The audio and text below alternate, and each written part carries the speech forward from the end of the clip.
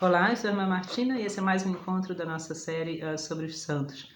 Depois de falarmos no encontro passado sobre um santo tão querido e tão simples como o Beato Solanus Casey, a gente volta hoje para a Europa para falar de novo de um santo que teve uma importância histórica imensa. Infelizmente, a nossa, enfim, né, cultura contemporânea, nosso sistema escolar e etc., tendem fortemente a fazer a gente esquecer ou inclusive nem chegar a conhecer pessoas que foram completamente fundamentais na nossa história, inclusive na nossa história recente, como esse personagem que morreu em 1963, outro dia, historicamente falando. A ingratidão, muitas vezes, né, da sociedade em geral com relação a essas pessoas realmente dói, é realmente imensa. Inclusive causa muito dano, porque a gente não lembrando dessas pessoas ou não conhecendo essas pessoas, a gente entende muito pouco a nossa própria identidade histórica também. E o nosso personagem de hoje não é ainda beatificado, ele foi declarado venerável pelo Papa Francisco no ano passado, embora seja já muito conhecido como pessoa, enfim, né, de Deus. Essa declaração do Papa quer dizer que já aqueles requisitos básicos já estão presentes, principalmente o reconhecimento das suas virtudes heróicas, e ele é, embora desconhecido do público em geral, um gigante, vamos dizer assim, né, na história europeia contemporânea e conhecido de qualquer historiador que se debruça sobre esse tema. Ele nasceu, seu nome é Roberto Schumann, nasceu num país muito pequenininho da Europa, entre a Alemanha e a França, Luxemburgo, e a sua vida vai ser justamente marcada por essa dicotomia, ou por essa tentativa de reconciliação entre franceses e alemães. Isso para a gente no Brasil não é tão, vamos dizer assim, né, interessante ou importante, mas sim o seu trabalho político, que é para a gente um enorme exemplo. Um político íntegro, um político cristão. Isso é realmente uma coisa rara, não é muito rara, mas existe. Isso dá a gente uma esperança enorme. Ele era filho de família de classe média, era filho único, os pais eram pessoas de certa forma de não boa saúde, e a vida dele foi uma vida difícil. Ele viveu as duas guerras mundiais, uma vida sempre árdua, não porque ele fosse pobre, nem muito doente, mas sim porque é uma vida de tanto trabalho, como ele dizia, uma vida dedicada ao trabalho, porque a situação social, enfim, é tão difícil, né? E é tão complicada. E a gente hoje pensa que só nós vivemos em tempos difíceis, né? A rigor, nossos tempos comparados com outros tempos são ainda muito fáceis, né? Ele é um enorme exemplo dessa dedicação de uma pessoa de Deus à política, à sociedade, ao seu redor, não ideologicamente, mas a partir, sobretudo, né, da sua enorme inteligência e da sua fé. Ele era, de novo, uma inteligência brilhante. Aos 24, 25 anos, ele já tinha se formado, enfim, né, em Direito, Economia, Filosofia, Matemática, inclusive, Teologia, inclusive, em várias universidades europeias. Ele estudou na Universidade de Berlim, Munique e Bonn, na Alemanha, na Universidade de Estrasburgo, na França. Era uma dessas pessoas cuja carreira acadêmica prometia muito. Mas ele não se interessa muito pela carreira acadêmica. Os estudos são para ele uma espécie de preparação para aquilo que ele pressente vai ser a sua missão no futuro. Inclusive ele, claro, tem a chance de jovem se casar, mas, enfim, por motivos normais da vida e também pela dureza da época, ele acaba não se casando e vai ser a vida inteira uma pessoa solteira, numa espécie de asceta, vamos dizer assim, né? de quase eremita, embora não no sentido antigo da palavra. Pessoa extremamente afável, inclusive muito sensível. A gente vê isso nas fotos dele, são as fotos de um homem muito bondoso, se diz dele. Absolutamente não é um temperamento difícil, ao contrário, uma pessoa extremamente educada, extremamente, enfim, como se diz em inglês, um gentleman, extremamente gentil, extremamente bondoso, mas completamente dedicado, intensamente dedicado àquilo que ele vê devagar ser a missão da sua vida. Durante a Primeira Guerra Mundial, ele é convocado pelo exército alemão, porque o exército alemão invade aquela terra e toma, né, aquela região como sendo sua, e ele consegue fazer parte enfim, do exército simplesmente numa capacidade administrativa, porque ele absolutamente não quer ter nada a ver com morte e guerra. A Primeira Guerra Mundial é uma guerra sem sentido moral nenhum também, né? Depois da guerra, ele inicialmente se estabelece como advogado, mas logo ele vai se interessando, e sobretudo as pessoas que o conhecem, porque ele é extremamente discreto, mas muito querido, uma pessoa assim muito confiável. Há uma quantidade enorme de testemunhas sobre ele também, porque é um personagem histórico muito importante, embora pelo grande público desconhecido, né? E eles vão, então, de certa forma, pressionando, pedindo que ele se meta na política, porque se vê essa necessidade imensa, né, de pessoas de capacidade e de conhecimento e de honestidade na política. Ele, portanto, é eleito, depois entre as duas guerras mundiais, eleito deputado pela sua região, ainda na casa dos 30 anos, e essa região é justamente né, disputada tanto por França como por Inglaterra, como por Alemanha. Há uma inimizade muito grande entre esses dois povos, marcada pela tragédia da guerra, né? E todo o seu esforço é sempre no sentido da reconciliação, sempre no sentido da paz, sempre no sentido, mas não de uma forma simplesmente enfim, né, com palavras bonitas ou simplesmente retórica, senão com conhecimento profundo, medidas claras, atividades muito concretas de justiça social, marcadas sobretudo pelo seu grande conhecimento das encíclicas sociais, enfim, né, dos papas, e ele vai, então, como deputado, se destacar já como impulsionador de várias leis, sempre discretamente. Ele é um homem extremamente discreto, que, sobretudo, melhoram a condição social, ou tem esse ideal de melhorar a condição social das pessoas dessa região, de onde ele é deputado, porque, enfim, né, só assim pode-se falar de paz, pode-se falar de maior justiça, pode-se falar de reconciliação. Infelizmente, no meio dessa história, estoura a Segunda Guerra Mundial. Mais uma vez, a Alemanha invade a França, e ele é chamado, inclusive, bem no comecinho da guerra, ainda quando os franceses estavam tentando enfim, né, opor aos alemães. Ele é chamado para fazer parte do governo francês ainda. Durante um curto período, ele realmente toma um cargo de cuidar dos refugiados, que são uma quantidade gigantesca, milhões de pessoas fugindo da invasão alemã. Mas logo os alemães invadem a França completamente, ele não faz parte então do governo, enfim, né, pró-nazista. No começo ele até apoia o armistício, ou seja, o fim, a cessação da violência. Ele é uma pessoa extremamente contra a violência. Mas o governo pró-nazista que se instala na França, ele obviamente não pode fazer parte disso. E ele, inclusive, tenta ter uma vida, de certa forma, retirada. Ele é um intelectual, né? Tenta ter uma vida retirada com seus livros, etc.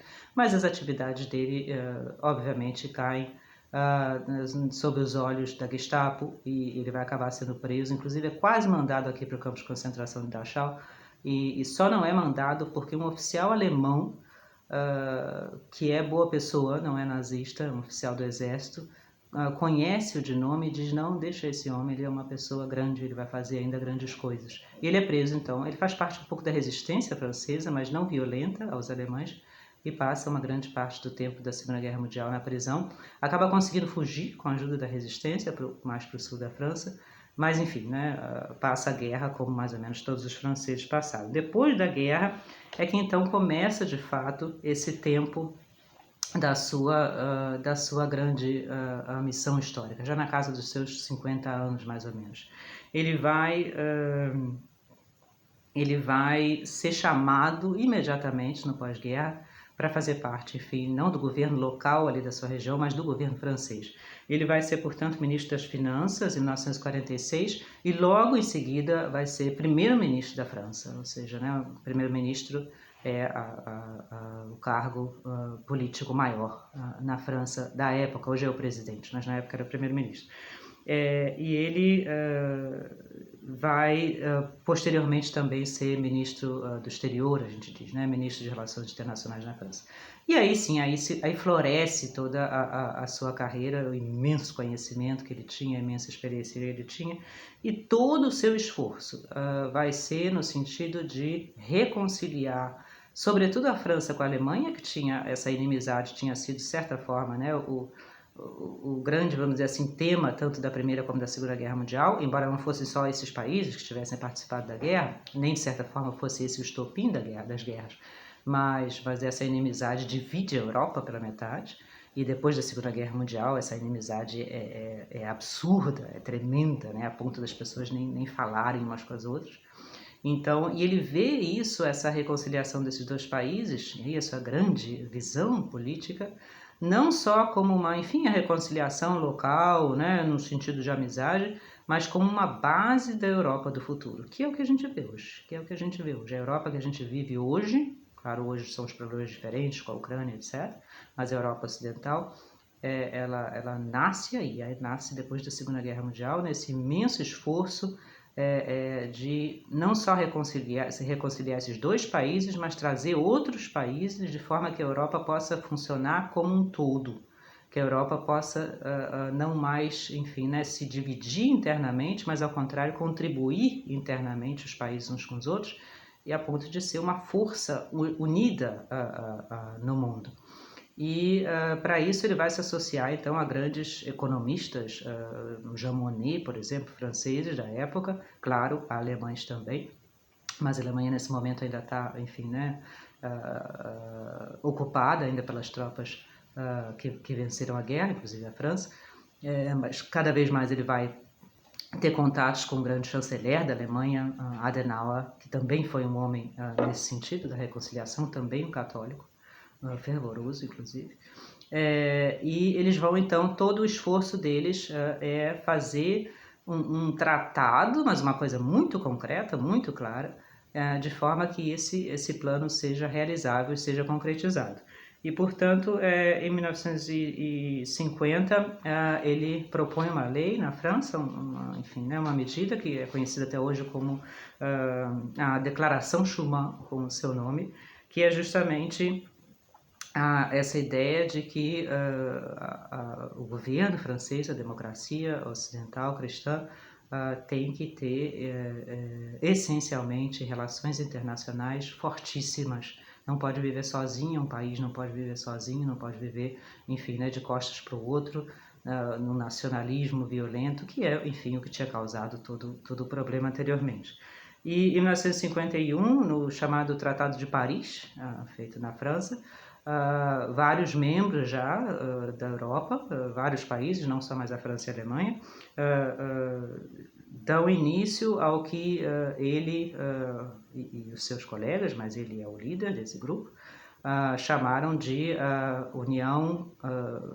Associação Europeia do Carvão e do Aço. A ideia é que se principalmente a França e a Alemanha, mas outros países também, precisarem uns dos outros nessas duas matérias essenciais na época, o carvão e o aço, é a matéria que se usa para matéria-prima que se usa para fazer as armas, inclusive, né? Se esses países tiverem um tratado pelo qual um não pode se desenvolver contra o outro, então não pode haver guerra, porque um não consegue fazer guerra sozinho. Um precisa do outro para esses elementos básicos, essa matéria-prima. E se os países tiverem, então, economicamente essa dependência, eles não conseguem sozinhos fazer guerra, porque, enfim, né, o outro impede. Isso, portanto, garante, vamos dizer assim, a paz na Europa Ocidental. Finalmente, em 1957, é assinado o famosíssimo hoje Tratado de Roma, por já vários países europeus, que dá início ao que nós chamamos hoje a União Europeia. A União Europeia ela nasce, portanto, de uma forma profundamente cristã, isso é desconhecido hoje em dia, inclusive quase católica. Estão aí o Robert Schuman, um grande católico, está aí o Alcide De Gasperi, presidente da Itália, também com processo de canonização aberta. Está aí o Konrad Adenauer, chanceler da Alemanha, católico também. Enfim, De Gaulle, na França, posteriormente também, outro católico. São pessoas de uma visão histórica imensa, de um conhecimento científico, econômico, político gigantesco, ou de, enfim, né, experiência pessoal muito forte, muito séria, muito madura, e que vem que se a gente não fizer uma coisa que séria na Europa, a gente vai, enfim, porque agora com a bomba atômica e com as armas modernas, a gente vai acabar se destruindo. O fim da Segunda Guerra Mundial foi aqui na Europa uma devastação sem nome, né? Inclusive, né, é terrível de se ler sobre esses anos depois da Segunda Guerra Mundial, com os campos de concentração e etc. E essas pessoas se deram conta de que é preciso fazer alguma coisa, mas muito séria, muito bem feita, de forma a impedir isso para o futuro. E isso é a União Europeia, que existe até hoje. Hoje, infelizmente, não só não reconhece essa sua identidade cristã, como é em muitas coisas muito anticristã. Se recusa, por exemplo, né, a inclusive nomear o cristianismo como religião histórica da Europa. É uma entidade que promove aborto e promove, né, todo tipo de enfim, coisas bastante anticristãs, mas no seu ideal econômico e político cumpre muito bem a sua missão, que é a missão que esses fundadores deram a ela, né? A União Europeia é um empecilho total a guerras entre... Hoje não se pode falar, não existe nem a possibilidade de uma guerra entre França e Alemanha, ou enfim, né, Itália, Inglaterra, etc. Essa possibilidade desapareceu na Europa ocidental. Existe hoje na Europa oriental, na Rússia, nesses países, enfim, que eram comunistas anteriormente e que não fizeram parte, portanto, dessa associação. Posteriormente, na medida em que os países comunistas foram se libertando, mas já na década de 80, eles foram rapidamente pedindo a sua integração na União Europeia. A maioria hoje pertence à União Europeia, inclusive a Turquia quer pertencer à União Europeia também, mas já com um caráter aqui não mais, enfim, né, cristão. Mas, enfim, a ideia brilhante deles de impedir qualquer guerra futura deu certo. Ele foi posteriormente, ele é chamado, quem estuda a história da União Europeia, o Schuman é chamado o pai da Europa moderna. E ele foi, inclusive, depois o primeiro presidente do Parlamento Europeu. A União Europeia tem um parlamento que funciona, inclusive, no Luxemburgo, né? Quer dizer, no Luxemburgo e na Bélgica. E ele foi o primeiro presidente desse parlamento. Enfim, morreu na sua casa, modesto, cercado de pessoas amigas, mas muito modesto, muito discreto. Nunca aceitou absolutamente nenhuma... Né, nem cheiro de carreirismos ou de bajulações. Ao contrário, poderia ter ficado riquíssimo. Morreu um homem modesto. Enfim, né, a sua integridade moral, a sua dedicação ao bem político, ao bem social. Isso aqui é um político, né? Um político é uma pessoa que se dedica ao bem comum, ao bem da sociedade, ao bem do país. Como? Enfim, fazendo o possível, da maneira que for, economicamente, politicamente, para a paz, para a justiça social, para a verdade na sociedade, não uma política de mentira, de enganos, de corrupção. É um grande político, enfim, admiradíssimo pelas pessoas aqui, né, que conhecem um pouco de história. E mesmo por pessoas que foram de partidos diferentes e tudo. O Robert Schuman era um personagem, né? Os próprios comunistas, por exemplo, franceses, na época, muito fortes, claro, gritavam às vezes, né, contra ele no parlamento, porque não concordavam com muitas das suas ideias, mas respeitavam-no pessoalmente imensamente. Uma figura que impõe um respeito, inclusive porque fala sempre baixo, né, extremamente educado, como a gente mencionou. É um exemplo para a política contemporânea. Se nós tivéssemos políticos desse calibre, enfim, né, que diferente não seria a nossa história nesse momento. E, fora disso, o que interessa, né, no ponto de vista cristão específico do processo, é que ele é um homem também de virtudes pessoais, né, imensas, de virtudes, inclusive sofreu muito, coitado, no sentido de perseguições, né, imagina todo tipo de perseguições políticas que sofre uma pessoa assim, todo tipo de mal-entendidos, todo tipo, né, e enfrentou tudo isso com serenidade, com calma, com enorme segurança, um homem de oração, um homem de missa, um homem, enfim, né, de igreja, mas não um clerical, não uma pessoa que, enfim, né, deixa de lado a sua liberdade, o seu pensamento, como a doutrina social da igreja nos dizem, e uma cena talvez da vida dele mostra muito talvez a sua santidade, que é justamente que se conta que exatamente num domingo que ele estava em casa estudando o primeiro rascunho, vamos dizer assim, né, do grande tratado que daria na União Europeia, ainda o Tratado de Paris,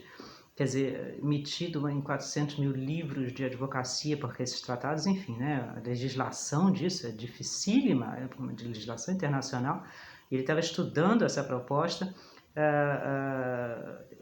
A senhora que ele tem uma senhorinha mais velhinha, né, que conheceu ele de pequenininho, que trabalhava para ele, cozinhava para ele, vem dizer que tem um vizinho ali que está vendendo ovos, e ele interrompe toda a sua leitura no meio dos livros para ir lá conversar com esse vizinho, comprar os ovos, tomar um café com ele e perguntar da sua família, um homem pobre dali da região.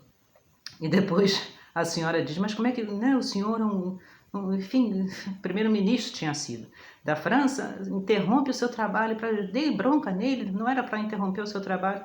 E ele diz, né, se não é para isso, se não é para a gente se dar bem com o vizinho e perguntar pela sua família, para que serve a União Europeia?